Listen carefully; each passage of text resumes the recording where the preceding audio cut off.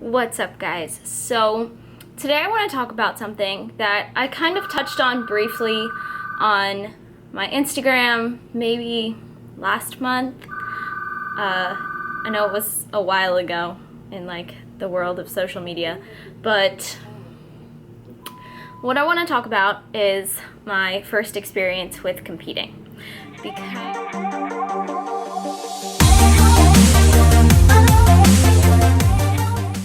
Because I feel like a lot of people either love it or hate it when they do it the first time.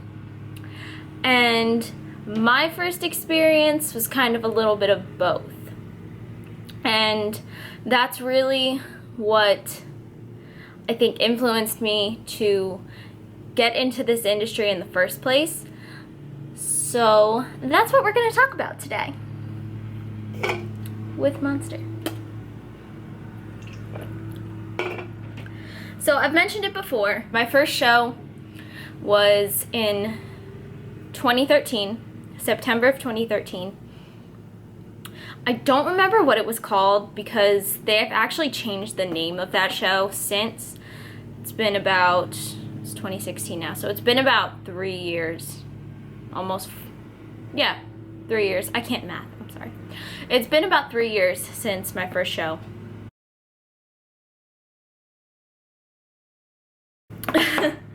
Okay, so I was right. The first time I competed was in September of 2013. It was actually September 21st, and I found the album name on Instagram. Not Instagram, on Facebook.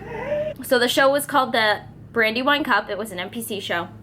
And like I said, I think they've changed the name of it since then. I don't know what it is now, but Kevin and I spent about 12 weeks, I'm pretty sure, prepping for that show. And we followed macros, but we did it with a clean eating mindset, I guess you could say. We tracked macros, but we ate clean. And I had only been seriously lifting maybe 6 months at the time, so not very long at all. I really just wanted to do it for fun, and because he was doing it. I'm not going to get into all that right now. If you want to know more about, my fitness journey, I'll put those 2 videos somewhere here so you can go watch those. But fast forward to show day, I was not stage lean. I was not stage ready. Like I said, it was more, I just wanted to do it for fun and for the experience, see if this was something that I wanted to continue doing in the future. This is hard to talk about. This is 3 years ago, and I have horrible memory. But anyway, so my posing was okay. It wasn't great. I mean, compared to the other girls, I was like mediocre, basically. But like I said, I was just doing it for the experience. I just wanted to do it for fun. See if this was something that I wanted to keep doing in the future. Because I had loved the bikini competitions when I worked at Hooters. And it just kind of seemed like a good way to, a good hobby, I guess. I don't know. I don't remember what I was thinking, what I was feeling. I remember feeling very nervous, and I compared myself a lot to the other girls backstage, which is something that, you really shouldn't do. But, I mean, it was obvious that compared to them, I was nowhere near ready for something like this. But I went on stage anyway, and I had a blast. I had so much fun. I've always loved performing, but I've never really loved being in front of people, if that makes sense. Being in front of people always made me very nervous. I took voice lessons in high school. I did the recitals. I was in chorus in middle school. I was a cheerleader in elementary school, and then in high school. So I always loved performing, but I never really liked being in front of people. And I don't know, something just clicked when I stepped on stage. I was not nervous once I got up there and actually was doing my routine. I just had fun, and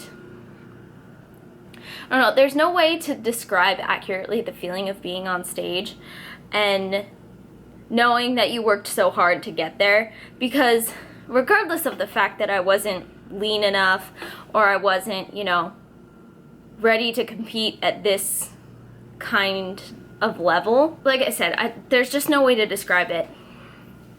I still worked so hard to get to the point that I was at on show day. So show ends. I did not place at all, which is completely fine. Yeah, I think I was disappointed. I probably was a little disappointed because my class wasn't really that big. And for some reason at this show, they only did like top 3. There was no like top 5 like you see at a lot of other shows. At most shows, actually, they do top 5. But for some reason at this one, they only did like top 3, I think. So when I got judges' feedback, this is what really killed it for me. And this is why I really don't like to compete at Pennsylvania shows. The judge who was in charge of bikini feedback, I emailed him. I was like, okay, let's see what I can improve on. Obviously, I need to improve on my posing. If I'm gonna, you know, do another show, I need to be leaner, obviously. But what he told me was that I should have been doing 2 cardio sessions a day for an hour each. So I should have been doing 2 hours of cardio every single day. And I think there was something about eating less, and there might have been something about posing in there, but I would have expected that. Anyway, that really pissed me off. I was like, I'm a smart girl. My husband was a trainer at the time, and we both knew for a fact that it is not necessary to do 2 hours of cardio. 2 hours of cardio, 7 days a week, to drop weight and get on a stage.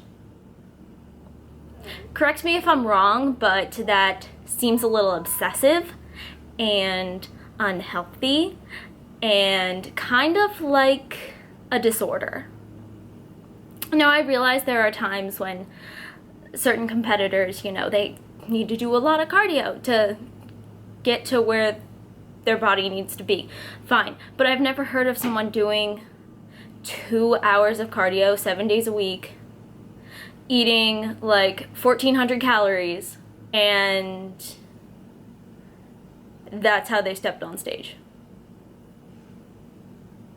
I was pissed. Actually, I was beyond angry is what I was. I'm pretty sure I stayed angry for like a week, and I talked about it for like a week, and I was like, this asshole thinks he's gonna tell me to do 2 hours of cardio every day. Well, if that's what this whole sport is about, then I'm not doing it. That was my mindset. If that's what this is about, then I'm not doing it. And that kind of ruined the idea of competing for me at the time. So I decided not to compete again. Kevin didn't either. He was just like in college and doing his thing, and yeah, so we didn't compete for the next 2 years. 2 years of an off season, 2 years of doing my own research, our own research together, learning about flexible dieting, learning about macros and how to diet properly, and just learning and soaking up every bit of knowledge that we could find. 2 years of following what we knew in our heart and our brain was the smart, healthy thing to do. And then I stepped on stage again last year, obviously. And that kind of, I don't know what made me want to compete again. I honestly don't. Because after, like I said, that ruined competing for me. I think it was mostly I had spent the last 2 years building muscle, eating right, following flexible dieting, doing 12 minutes of cardio per day, maintaining a leaner physique, maintaining my strength, building strength, And I wanted to prove this motherfucker wrong. Sorry, I swear. You can love it or hate it. But I wanted to prove this asshole wrong. It's like, that's not necessary. If anyone has you doing 2 hours of cardio per day, or even just more, then no, you shouldn't ever. No, just no. And I think this is why it's so hard for me to talk about, because I get really pissed when I think about it. If anyone tells you that you need to be doing 2 hours of cardio every day, or any day, any given day, drop them. They don't care about your health. They don't care about your body. They don't care about any of it.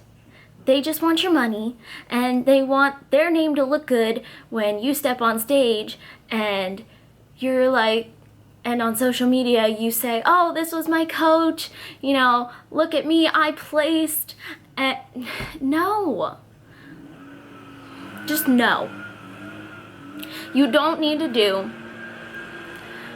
anything drastic. And that is ultimately why I think I decided to get into the fitness industry in the first place. Not just the fact that I have a passion for nutrition, for health in general, for fitness, but because there's so much crap that is sold in the media, in magazines, on TV, on the radio. It blows my mind that people fall for this crap, these lies.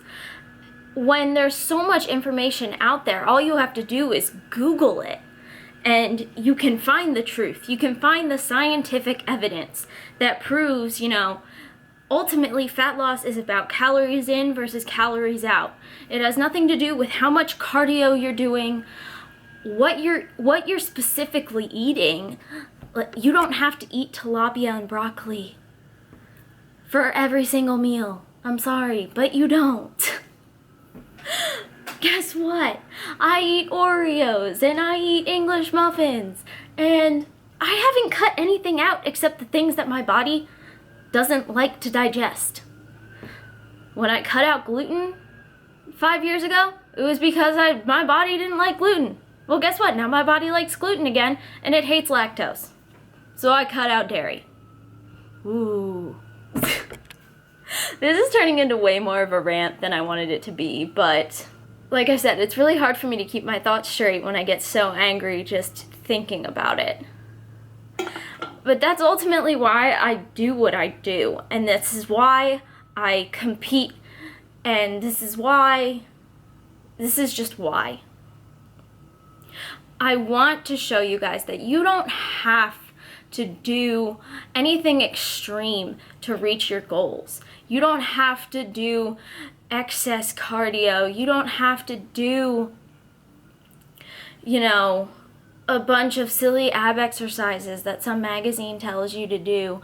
You don't have to eat chicken and green beans or tilapia and broccoli for every single meal in order to lose weight. You don't have to do any of that. It's not necessary. And I don't know what else to say other than that, except that you can look at my story and my fitness journey. Like I said, those videos will be up here for proof that you don't have to do that. And there's so many other girls that I know on social media. They're the only kind of people that I would even want to consider being friends with, who are trying to show you the same thing. That you don't have to go to extremes. You don't have to listen to what the media says. You don't have to, I keep thinking about that freaking email. You don't have to do anything crazy. And that's the point here. That's what I want to get across.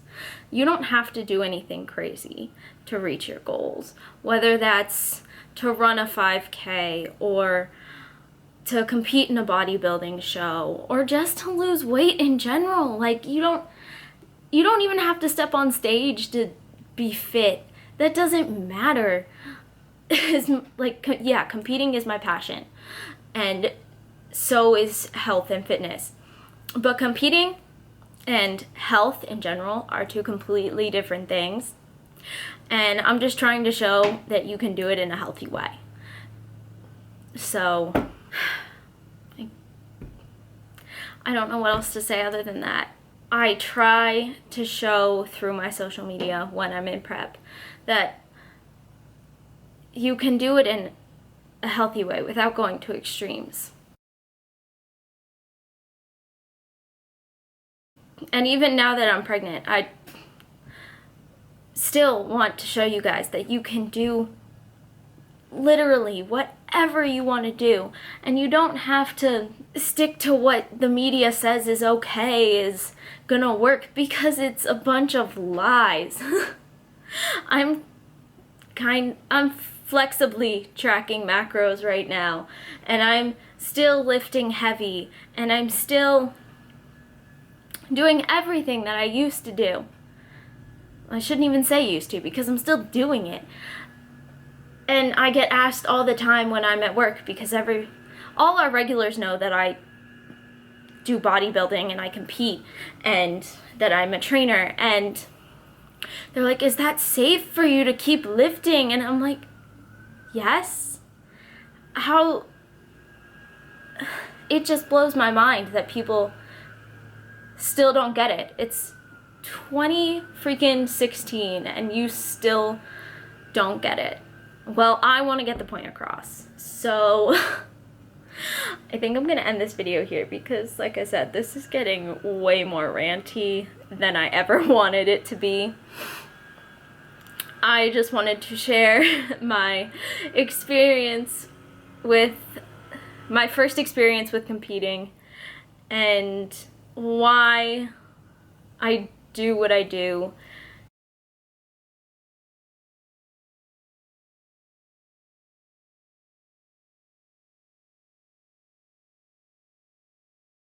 My camera overheated, so I'm gonna do this quickly. I hope you guys enjoyed this video. If not, I really don't care. I'm sorry. But if you did, please give it a thumbs up. It helps me know what kind of content you guys like to see, and or leave a comment if you want. Say hello. I'm not quick with answering comments, I know, but I do answer every single one. So I will see you guys in the next video.